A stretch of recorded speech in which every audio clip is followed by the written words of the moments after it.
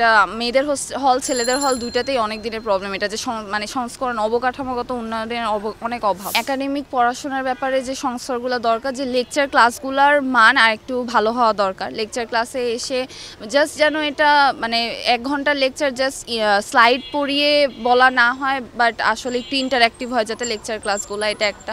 তারপর টিউটোরিয়াল ক্লাসগুলো যেন একটু বেশি ইন্টারঅ্যাক্টিভ হয়। যেমন আমরা টিউটোরিয়াল ক্লাসে জাস্ট আইটেম দেই আর কি, আইটেম দিতে আমরা জাস্ট টিউটোরিয়াল ক্লাসে যাই। তো এখানে জাস্ট আমরা আইটেম না দেওয়ার পাশাপাশি এটা যেন একটু মানে আলোচনামূলক ক্লাস হয়, যাতে আমাদের যেগুলো আমরা লেকচার ক্লাসে বুঝি না, যেরকম টপিক থাকে এগুলো যাতে আমরা টিউটোরিয়াল ক্লাসে যে আইটেমের সময় যাতে বুঝতে পারি, এরকম যাতে হয়।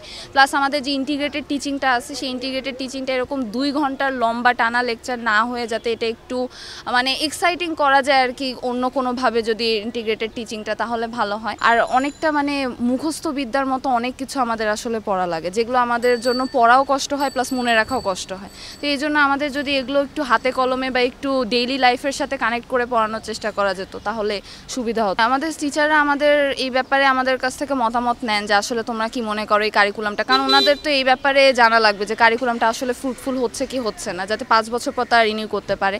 এ ব্যাপারে আমাদের একটা সার্ভেও আমাদের কাছ থেকে নেওয়া হয়েছিল যে আসলে কারিকুলামে ইন্টিগ্রেটেড টিচিং যে টপিকটা আনা হয়েছে এটা আসলে কতটা ফ্রুটফুল বা এটা আর কীভাবে করলে সংস্কার করা যাবে, এরকম অনেক সার্ভেই করা হয়েছে। আমাদের কাছে আসলে ইন্টিগ্রেটেড টিচিংটা আপাতত যেভাবে হচ্ছে সেটা আমাদের কাছে ফ্রুটফুল মনে হয় না। ফার্স্ট ইয়ারে দেখা যেত যে আমাদের একটা টপিক, সেই টপিকের উপরে দেখা যেত যে প্যাথোলজি ডিপার্টমেন্ট থেকে মানুষ আসতো, মাইক্রোবায়োলজি থেকে মানে টিচাররা আসতেন, এসে ওনারা ক্লাস নিতেন, কিন্তু আমাদের জন্য ফার্স্ট সেকেন্ড ইয়ারে তো ওই মাইক্রোপ্যাথোর ক্লাস বোঝা আসলে অনেক টাফ হয়ে যায়।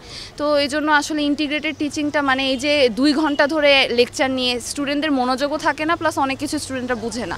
তো ওই ইন্টিগ্রেটেড টিচিংটা অন্য কোনোভাবে যদি করা যেত আর কি, এভাবে 2 ঘন্টা লেকচার না নিয়ে মানে লাইফ ও স্কিল ওরিয়েন্টেড বা মানে এরকম যদি ক্লিনিক্যালি যদি একটু ওটাকে ইনভলভ করা যেত, প্র্যাকটিক্যালি যদি ইনভলভ করা যেত ইন্টিগ্রেটেড টিচিংটাকে, তাহলে আমার মনে হয় ওটা ফ্রুটফুল হতো। শিক্ষার্থীর সংখ্যা তো অবশ্যই একটু বেশি মনেই হয়, মানে বিশেষ করে টিউটোরিয়াল ক্লাসগুলোতে দেখা যায় যে মানে অনেক বেশি স্টুডেন্ট আর কি। তো আমাদের থার্ড ইয়ারে একটু বেশি ছিল, আমাদের থার্ড ইয়ারে প্রতি ক্লাসে টিউটোরিয়ালে 41 জন করে আমরা করতাম। এখন মনে হয় ওটা কমে গিয়েছে, কিন্তু এখন 27 জন। তাও এটা যদি 20 জনের কমে আনা যেত আমার মনে হয় একটু বেশি ইফেক্টিভ হতো।